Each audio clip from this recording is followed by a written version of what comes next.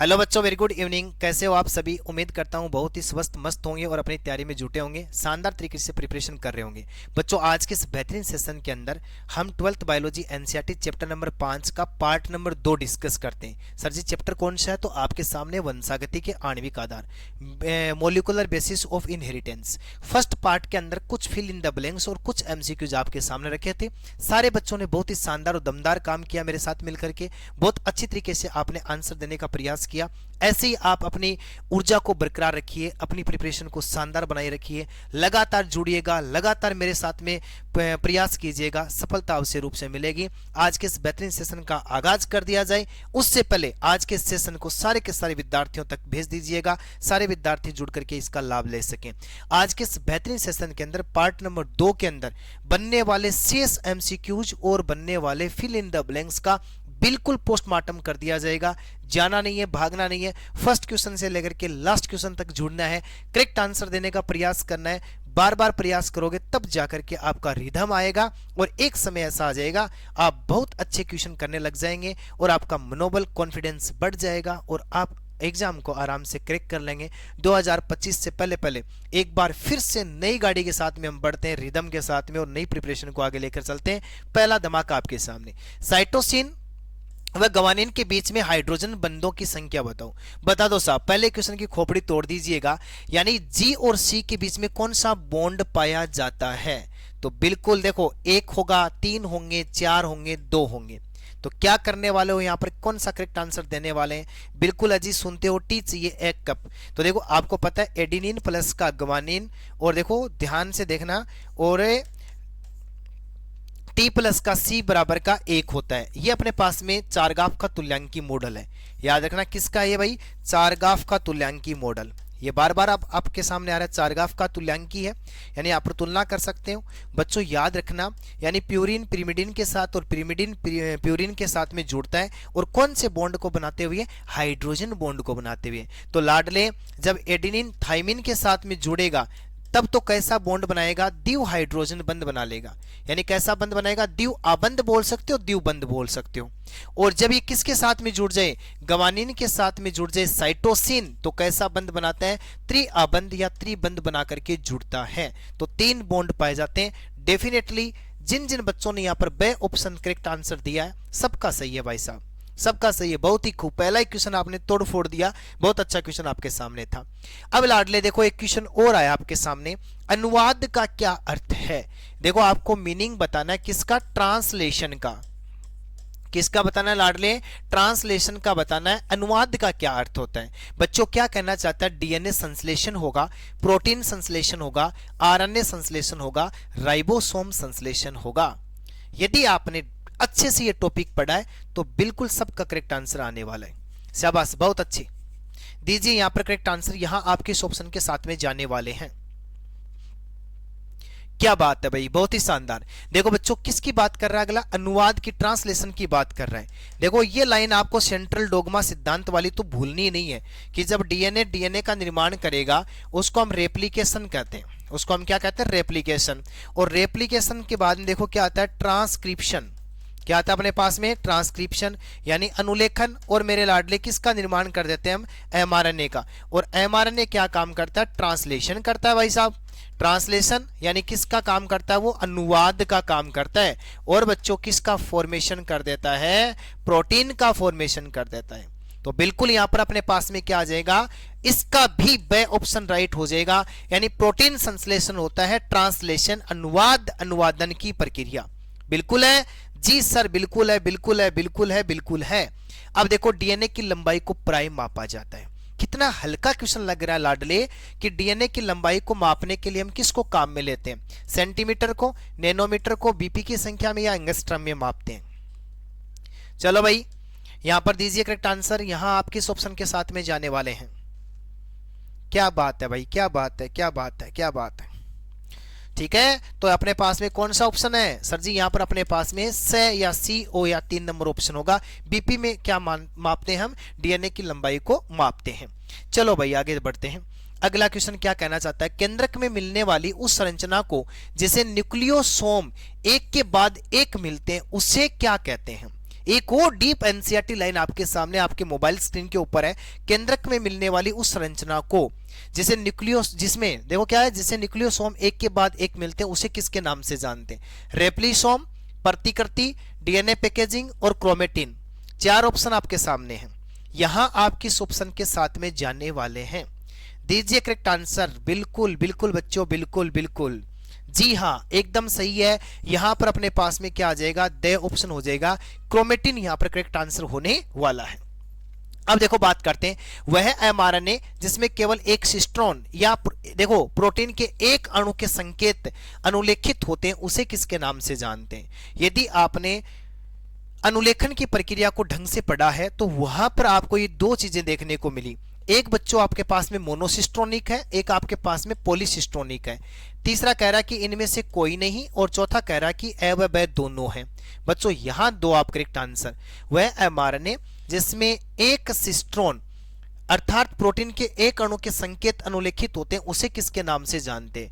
मोनोसिस्ट्रोनिक, पॉलीसिस्ट्रोनिक, या फिर इसके बाद में ए व ब दोनों होंगे। सर हमें पता है, हम आराम से करेक्ट आंसर दे रहे हैं। बिल्कुल बिल्कुल लाडले, यहां पर अपने पास में क्या हो जाएगा? ए ऑप्शन राइट हो जाएगा, यानी मोनोसिस्ट्रोनिक यहां पर करेक्ट आंसर है। अब देखो बच्चों क्या कहना चाहता है अगले क्वेश्चन में, वे एमिनो अम्ल जिनके लिए एक एक प्रकूट निर्धारित होते हैं, उन्हें क्या कहा जाता है? या कौन कौन से?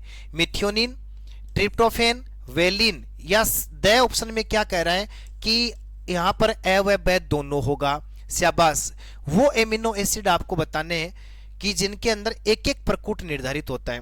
बिल्कुल बिल्कुल बिल्कुल बिल्कुल। 20 प्रकार के एमिनो अम्ल मनुष्य के शरीर में पाए जाते हैं बच्चों। 64 कोडॉन टोटल होते हैं।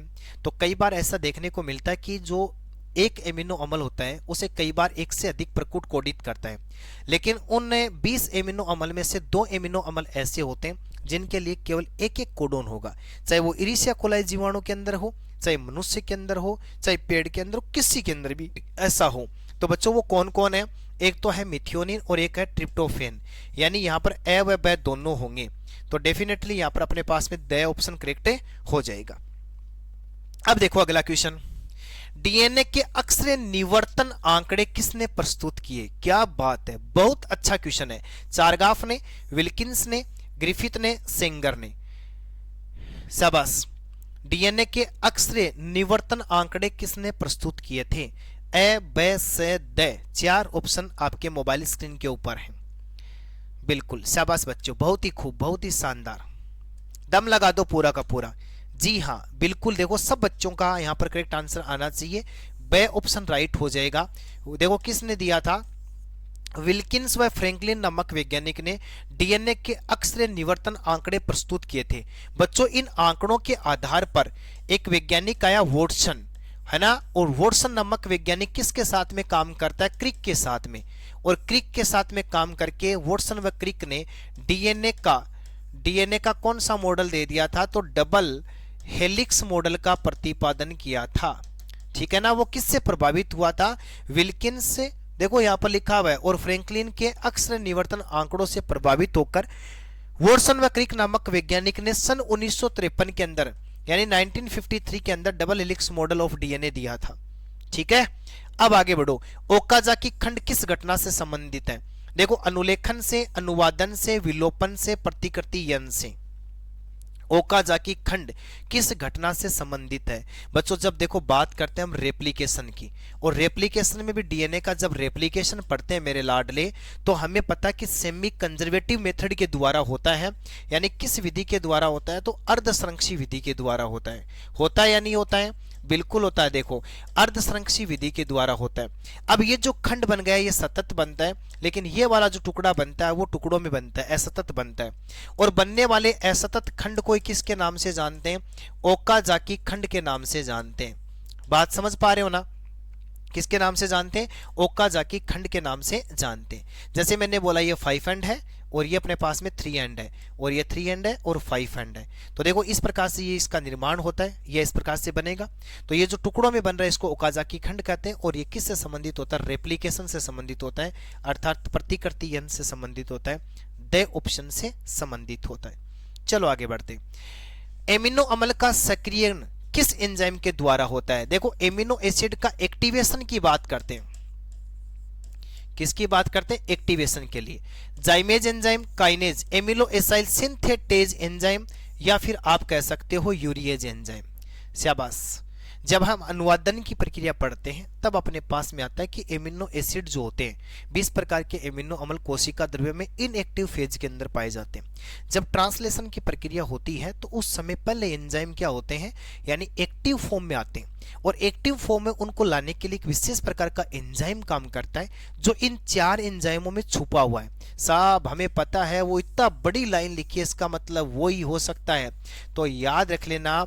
यानी अपने पास में एमिनो एसाइल सिंथेटेज एंजाइम वह एंजाइम होता है इनएक्टिव एमिनो एसिड को कोशिका द्रव्य के अंदर एक्टिव बनाने का काम करता है। जी हाँ। अब आगे अगला क्वेश्चन, DHU। देखो DHU में DHU का फुल फॉर्म बताओ। तो बच्चों पहले तो आपको DHU भुजा का पता होना चाहिए किसकी बात कर रहे हैं। जब मेरे लाडले मैं देखो tRNA का जब डायग्राम बनाता हूं, किसकी बात करता हूं मैं? tRNA का जब मैं डायग्राम बनाता हूं तो मुझे इस प्रकार की संरचना बनानी पड़ जाती है। समझ पा रहे हो ना? इस प्रकार का ही अपने पास में tRNA होता है। इस भुजा को एंटीकोडोन भुजा बोलते हैं। कौन सी भुजा बोलते हैं? एंटीकोडोन। और इस भुजा को DHU भुजा के नाम से जानते हैं, और इस भुजा को T-साइसी भुजा कहते हैं, और इस भुजा को अतिरिक्त भुजा कहते हैं।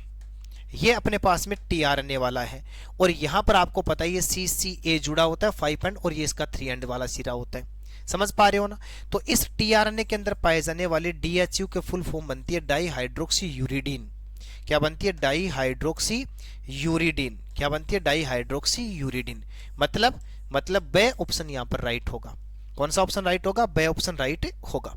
अगला क्वेश्चन देखो, न्यूक्लियोसोम बनता है, वेरी वेरी इंपॉर्टेंट है, very very very very important है बच्चों। न्यूक्लियोसोम किससे मिलकर के बना होता है?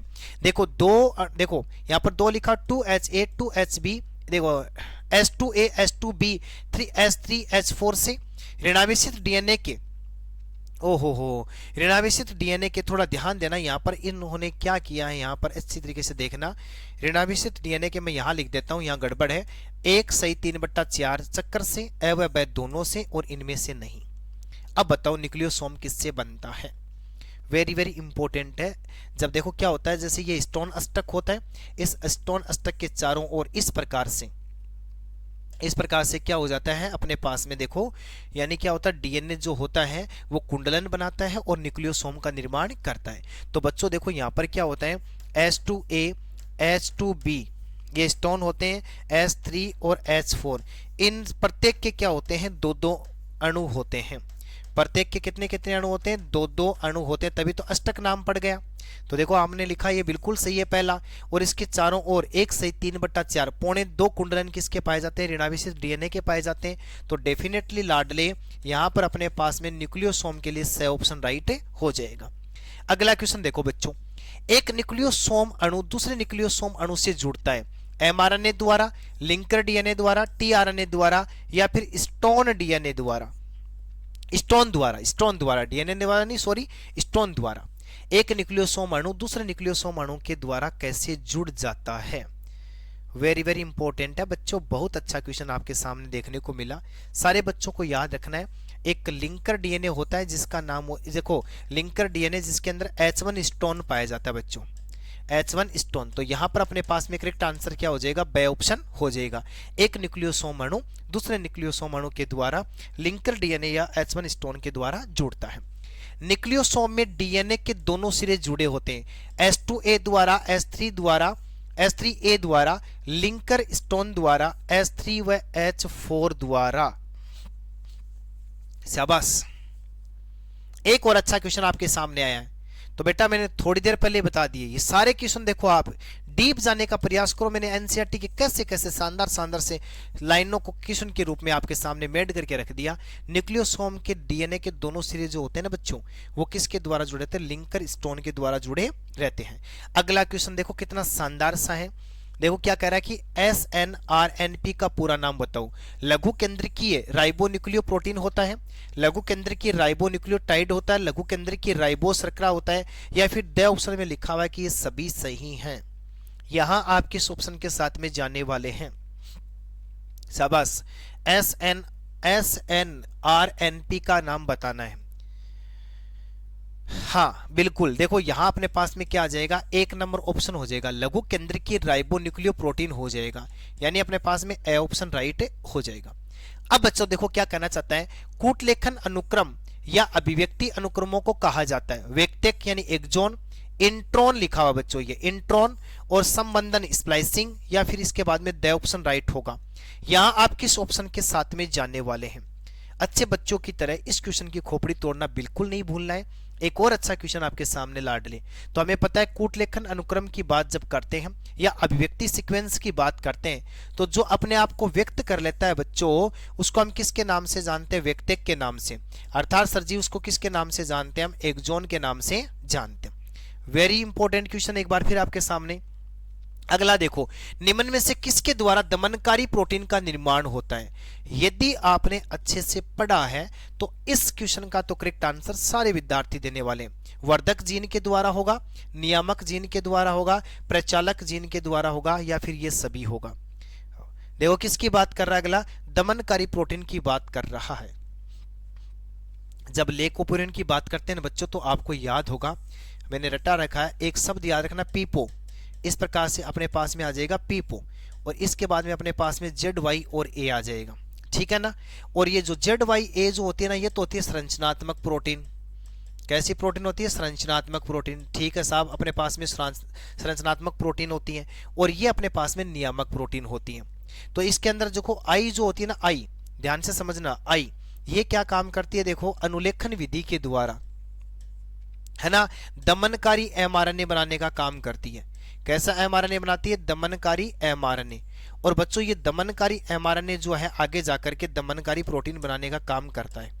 पढ़ा ना बिल्कुल। अब आपके दिमाग में आया होगा सर जी ये तो हमें पता है, तो देखो दमनकारी जो प्रोटीन की बात कर रहा है अगला, तो किसके द्वारा बनाई गई? इस आई के द्वारा। और आई कैसी जीन होती है? नियामक जीन। तो बच्चों यहाँ पर अपने पास में जो करेक्ट आंसर आ गया वो बे ऑप्शन हो जाएगा। भूल मत जाना, यहाँ पर अपने पास में जो ऑपरेटर है, ऑपरेटर से बाद में यदि सूचना स्थानांतरित होती है, यदि इरिसिया कोलाई जीवाणु के बाह्य माध्यम में लैक्टोज शर्करा उपस्थित होती है, तो वो इंड्यूसर का काम करेगी। इंड्यूसर का काम करेगा तो वहां पर प्रेरणा मिलेगी।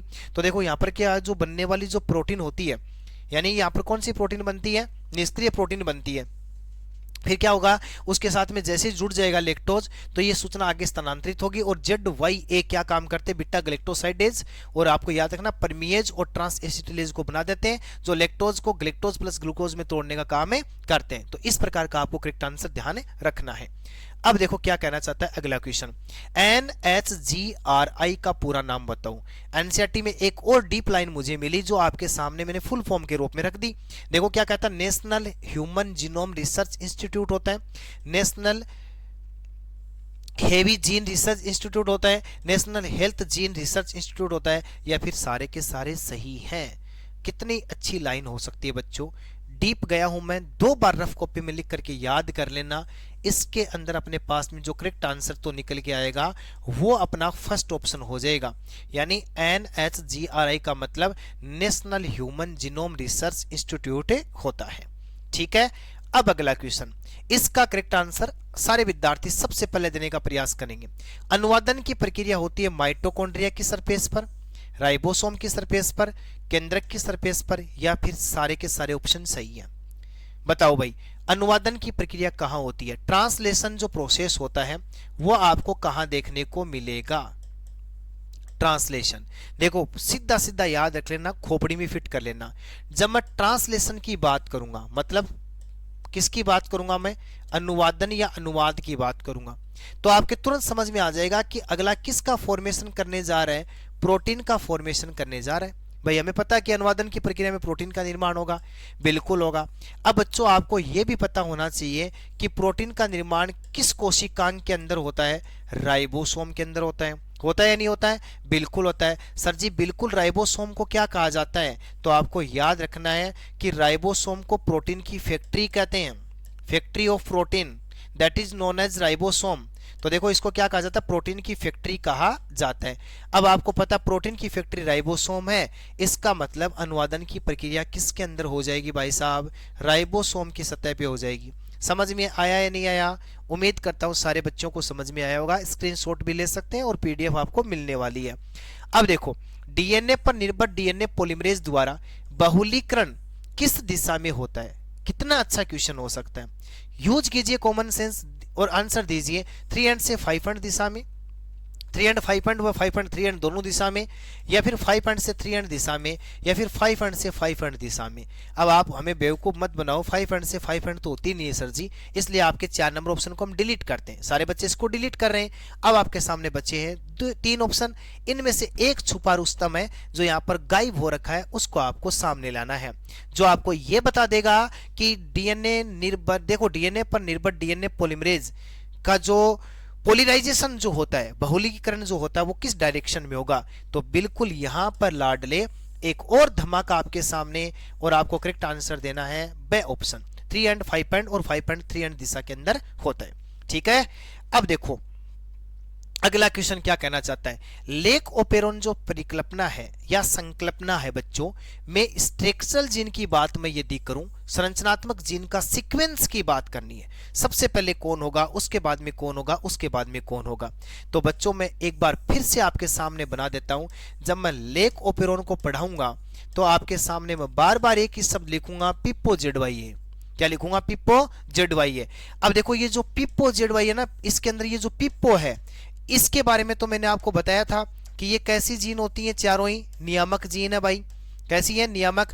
और ये जो 3 बनी है आपके सामने बच्चों, इसको हम कैसी जीन के नाम से जानते हैं? संरचनात्मक जीन के नाम से जानते हैं। और अब आपको पता ही है कि अंग्रेजी वर्णमाला में सबसे लास्ट में कौन है साहब? जेड, उसको सबसे फर्स्ट नंबर दे दो। उसके बाद में सेकंड नंबर पे कौन आता है लास्ट से? वाई, इसका मतलब ये 2 नंबर है। और सबसे पहले कौन स्टार्ट होता है यानी ए, उसको लास्ट वाला नाम दे दो। सीक्वेंस हो जाएगा 1 2 3 जेड वाई ए। किस ऑप्शन में साहब? तो lake Z lake Y lake A. आपको पता ही है ये किसको बनाएगा? बीटा ग्लेक्टोसाइडेज को बनाएगा। किसको बना देगा? बीटा ग्लेक्टोसाइडेज को। ये किसको बना देगा? परमिएज को बना देगा। किसको बना देगा? परमिएज को। और ये साहब किसको बना देगा? ट्रांस एसिटाइलेज को बना देगा। लो साहब बना दिए। ये 3 आपके सामने बन जाएंगे। सारा का सारा पोस्टमार्टम आपके सामने, सिंपल सा क्वेश्चन था, खोपड़ी तोड़ दी गई। अब अगला क्वेश्चन देखो, संरचनात्मक जीन की क्रिया किसके द्वारा नियंत्रित होती है?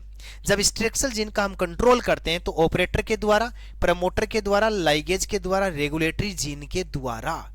शाबाश बच्चों शाबाश, बहुत अच्छे, बहुत ही खूब। इसका करेक्ट आंसर सारे विद्यार्थी का आना चाहिए। संरचनात्मक जीन का रेगुलेटर किसके द्वारा होगा? रेगुलेशन किसके द्वारा होगा? तो बिल्कुल किसके द्वारा होगा? ऑपरेटर के द्वारा। किसके द्वारा होगा? ऑपरेटर जीन के द्वारा होगा। यहां अपने पास में जो करेक्ट आंसर है वो क्या होने वाला है? 1 नंबर ऑप्शन होने वाला है, ए ऑप्शन होने वाला है। ठीक है, अब देखो आगे क्वेश्चन एक और शानदार सा। अनुलेखन के समय आरएनए पॉलीमरेज सबसे पहले डीएनए के किस भाग से जुड़ता है? लो साहब, जब हम क्या किसकी बात कर रहे हैं? ट्रांसक्रिप्शन की बात कर रहे हैं, अनुलेखन की बात कर रहे हैं। लो साहब ये अनुलेखन की बात कर रहे हैं, ये डीएनए का टुकड़ा है। ठीक है, अब देखो ये अपने पास में 5 एंड है और ये अपने पास में 3 एंड है। ठीक है, यहां इसके अंदर एक भाग होता है जिसका नाम होता है प्रेमोटर। जिसका नाम क्या होता है? प्रेमोटर। और बच्चों प्रेमोटर को किसके नाम से जानते हैं? उनाइक के नाम से। ठीक है ना। और इस उनाइक में एक सिग्मा कारक आता है। कैसा कारक आता है? सिग्मा कारक आ गया साहब। इस सिग्मा कारक की सहायता से इसके अंदर एक एंजाइम जुड़ जाता है और जिसका नाम होता है पॉलीमरेज। और कैसा पॉलीमरेज होता है? RNA polymerase. मरीज मत कर देना, मरीज तो जो बच्चा नहीं पढ़ेगा वो अपने आप ही बन जाएगा, आरएनए पॉलीमरेज हो जाएगा। और यहां से किसकी प्रक्रिया शुरू हो जाती है? अनुलेखन की प्रक्रिया शुरू हो जाती है। आ गई बात समझ में? यहां से इसकी कहानी स्टार्ट हो जाती है। ठीक है, तो यहां पर अपने पास में कौन सा आ गया? से ऑप्शन राइट हो गया। अगला देखो, देखो यदि 2 लगातार क्षार युग्मों के बीच की दूरी आपको दे रखा है 0.34 नैनोमीटर। ठीक है, देने दो, कोई दिक्कत नहीं, हम कौन सा इससे फंसने वाले हैं। और क्या कह रहा है कि और एक स्तनधारी कोशिका की डीएनए की द्विकुंडली क्षार जिसमें युग्मों की संख्या 6.6 गुणा 10 की घात 9 बीपी होती है। साहब अब अगला क्या कर रहा है? डीएनए कुंडली की लंबाई बताओ। देखो बच्चों बड़ा सिंपल सा क्वेश्चन दे दिया। और इस क्वेश्चन को करने के लिए जब हम क्या काम करते हैं, इस 0.34 नैनोमीटर को मीटर में बदलते हैं तो 10 की घात -9 से मल्टीपल कर देते हैं। साफ कर दिया, बिल्कुल ही। अब इसके अंदर मीटर आ गया, यह संख्या इस संख्या से गायब हो गई। अब अपने पास में क्या बचा, 0.34 बचा और 6.6 बचा। इनको मल्टीपल करना है तो देखो पॉइंट हटाओ, 100 बिठाओ, पॉइंट हटाओ, 10 बिठाओ। अब आपके सामने एक संख्या बन गई 34 गुणा 66 और बट्टा में कितना बन गया, 1000। अब आप 66 को किससे मल्टीपल कर लो, 34 से। जिसकी कैलकुलेशन बढ़िया है ना वो तो सबसे पहले ही फोड़ेगा इसको। तो देखो 66 को 4 बार मल्टीपल करता हूं तो 264 आ गया अपने पास में। ठीक है साहब, और इस प्रकार से किया तो 208 आ गया। जब लाडले इसको जोड़ते हैं, ध्यान देना अपने पास में बड़ा सिंपल सा कैलकुलेशन आया इसका। जब मैं जोड़ता हूं तो अपने पास में क्या आ गया, देखो अपने पास में संख्या आ गई ये वाली संख्या, 3 संख्या छोड़कर दशमलव है, 2.244 मीटर डीएनए की लंबाई कहीं पर है क्या, तो बिल्कुल अपने पास में बे ऑप्शन में जो आधा लिखा हुआ है, पूरा लिखना चाहो तो 2.244 मीटर मनुष्य के डीएनए की लंबाई होती है। क्या तोड़ दोगे इस प्रकार से, बिल्कुल तोड़ना पड़ेगा। अगला क्वेश्चन, यदि डीएनए के एक रज्जु के नाइट्रोजनी क्षारकों का सीक्वेंस, देखो बेटा क्या लिखा, ATCG, देखो CTG लिखा है, तो उसके पूरक आरएनए की सीक्वेंस की बात कर रहे हैं। याद रखना डीएनए का दिया हुआ है और आपको आरएनए का पूछ रहे हैं। देखो आप क्या लगा सकते हो, अब आपको पता, देखो बच्चों इसको ऐसे करना, पहले इसका डीएनए के हिसाब से निकालो। एडेनिन के सामने कौन आता है, थाइमिन, और थाइमिन के सामने कौन आता है, एडिनिन, और साइटोसिन के सामने कौन आता है, गवानिन, और यहां पर क्या आएगा, एडिनिन, और यहां पर कौन आएगा, साइटोसिन। सारे बच्चे ये इस बात को समझ पा रहे हैं? बच्चों इसने किसकी बात की है, आरएनए की, और हमें पता लाडले आरएनए की बात करेंगे तो आरएनए में थाइमिन के स्थान पर कौन से साहब आते हैं, यूरेसिल। तो बस आपको टी की जगह यू लगा लेना है और बाकी सीक्वेंस को आपको ऐसा का ऐसा लिख देना है। UAGAC आपको कहीं मिला क्या साहब, मिला मुझे, कौन से ऑप्शन में मिला, फर्स्ट ऑप्शन में मिला, तो यहां पर अपने पास में करेक्ट आंसर आ गया फर्स्ट ऑप्शन। ठीक है, अब देखो आगे बात कर लेते हैं। जीव विज्ञान के इतिहास में मानव जीनोम प्रोजेक्ट के अधीन किसका विकास हुआ। मैं कहता हूं कि एनसीईआरटी में चैप्टर के अंदर ह्यूमन जीनोम प्रोजेक्ट जब पढ़ते हैं उसके अंदर एक डेफिनेशन बन जाती है 2025 का, एक डोज, एक कैप्सूल, एक इंजेक्शन। कहता है कि बायोलॉजी के अंदर के इतिहास के अंदर मानव जीनोम प्रोजेक्ट के अधीन किसका विकास हो गया था। देखो जैव प्रौद्योगिकी यानी बायोटेक्नोलॉजी का हुआ, बायोसिस्टेमेटिक्स का हुआ, जैव सूचना विज्ञान का हुआ यानी बायो इन्फॉर्मेटिक्स का हुआ, या फिर बायो मॉनिटरिंग का हुआ। तो बच्चों सबको याद है जैव सूचना विज्ञान इसका करेक्ट आंसर होगा, यानी से ऑप्शन बायो इन्फॉर्मेटिक का विकास जो है ह्यूमन जीनोम प्रोजेक्ट मानव जीनोम परियोजना के तहत हुआ था। एक 13 वर्षीय योजना आती है, 1990 में स्टार्ट होती है, 2003 में जाकर के कंप्लीट हो जाती है। बहुत बड़ा प्रोजेक्ट था इसलिए इसको मेगा प्रोजेक्ट के नाम से जाना गया, क्योंकि इसके अंदर बहुत ज्यादा पैसे खर्च कर दिए गए थे। अब अगली बात देखो, कुछ fill in the blanks. DNA अंगुली छापी टेक्निक का प्रारंभिक विकास किसके द्वारा किया गया। कितना अच्छा क्वेश्चन है। डीएनए फिंगरप्रिंट यदि आप पढ़ रहे हो तो इसमें इस फिल इन द ब्लैंक्स को तो आप बिल्कुल अच्छी तरीके से करने वाले हैं। शाबाश। क्या बोलूं इसके अंदर, कौन सा इसके अंदर करेक्ट आंसर मान लूं भाई, दो फटाफट इसका करेक्ट आंसर। कितना अच्छा क्वेश्चन है। तो याद रखना इसका अलेक जेफरी होगा। एक वैज्ञानिक आया जिसका नाम था अलेक जेफरीज, लिख सकते हो या इसको अलेक जेफरी लिख सकते हो, जिन्होंने डीएनए फिंगरप्रिंट के बारे में बताया था। क्रोमेटिन जो काफी अच्छे ढंग से बंधे होते हैं और गाढ़े रंग के दिखाई देते हैं, सीधा सीधा याद रखना, जो गहरे अभिरंजित होते हैं, जिसे फिल इन द ब्लैंक्स कहा जाता है। यहां आप इस फिल इन द ब्लैंक्स में क्या कंप्लीट करने वाले हैं। शाबाश शाबाश, बहुत अच्छे बहुत अच्छे बहुत अच्छे। जी हाँ, देखो यहां अपने पास में मिलेगा हेटेरोक्रोमेटिन। क्या कहा जाता है जिसको, हेटेरोक्रोमेटिन कहा जाता है। ठीक है सर जी, बिल्कुल सही है। अब देखो काम की बात करते हैं। डीएनए के कुछ प्रोटीन, देखो डीएनए कुछ प्रोटीन से बंधकर एक जगह पर स्थित होता है, जिसे फिल इन द ब्लैंक्स के नाम से जानते हैं। एक खालिस्तान और अच्छा आ गया आपके सामने, इसको भी आपको शिद्दत के साथ में क्लियर करना है। बताओ बच्चों, डीएनए कुछ प्रोटीन से बंध करके एक जगह पर लिमिट में रहता है।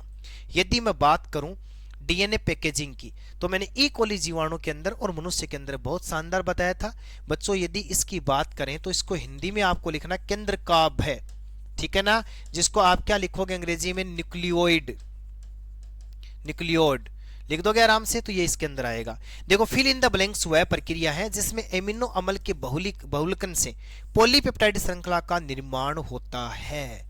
पॉलीपेप्टाइड श्रृंखला, पॉलीपेप्टाइड श्रृंखला बच्चों ये तो प्रोटीन तक जाने का काम करता है ना। प्रोटीन का प्रोसेस किसके अंदर होता है, अनुवादन के अंदर।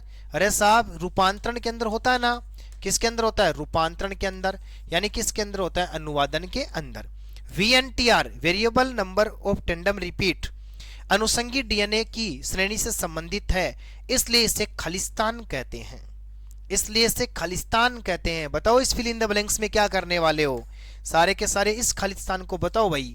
तो आपको याद रखना, हिंट दे देता हूं, देखो यहाँ क्या लिखा हुआ है, अनुषंगी, तो आप वापिस लिखोगे आप अनुषंगी। और साहब कैसा, तो आपको पूरा नाम लिख देना है, लघु अनुषंगी के नाम से जानते।